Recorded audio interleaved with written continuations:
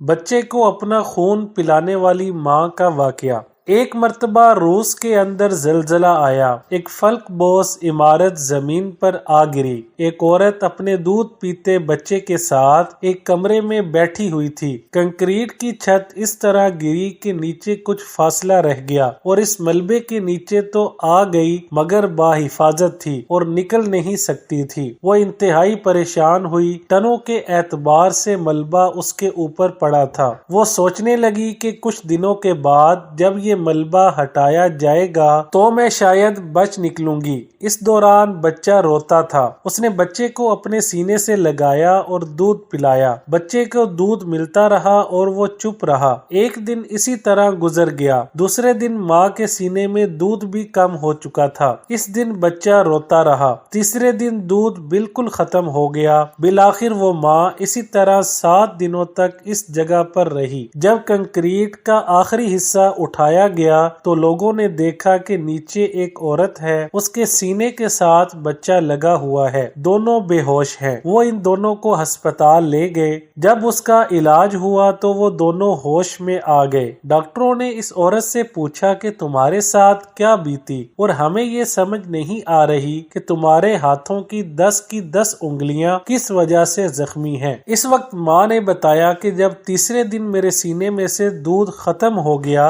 اور بچہ روتا تھا اور مجھ سے اس کے آنسو برداشت نہیں ہوتے تھے تو میں تڑپتی تھی کہ میں اپنے بچے کو غذا کیسے دوں تاکہ اس کو سکون آ جائے۔ اس وقت میرے دل میں خیال آیا کہ اگرچہ میرے سینے میں دودھ نہیں ہے مگر میرے جسم میں خون تو ہے، چنانچہ میں نے سوچا کہ میں اپنے بچے کو اپنا خون پلا دیتی ہوں۔ میں نے اپنی انگلی کو دانتوں سے کاٹا جس سے خون کا فوارہ چھوٹ پڑا۔ میں نے اپنی انگلی بچے کے منہ میں ڈال دی۔ بچے نے اس کو چوسنا شروع کر دیا اور خاموش ہو گیا۔ تھوڑے تھوڑے وقفے کے بعد جب ضرورت پڑتی تو میں اپنے دانتوں سے اپنی انگلی کو کاٹتی اور اپنا خون اپنے بچے کے منہ میں دے دیتی۔ اس طرح میرا بچہ میری انگلیوں سے خون چوستا رہا۔ کچھ دن تو اسی طرح سلسلہ چلتا رہا۔ بالآخر میں بھی بے ہوش ہو گئی اور بچہ بھی بے ہوش ہو گیا۔ یہی وجہ ہے کہ میری 10 کی 10 انگلیاں آپ کو زخمی نظر آ رہی ہیں۔ یہ دیکھ کر لوگ حیران رہ گئے کہ دیکھو ماں کو اپنے بچوں کے ساتھ کتنا پیار ہوتا ہے کہ اگر وہ اپنے جسم کا خون بھی نکال کر بچے کو دے سکتی ہو تو وہ دینے سے گریز نہیں کرتی۔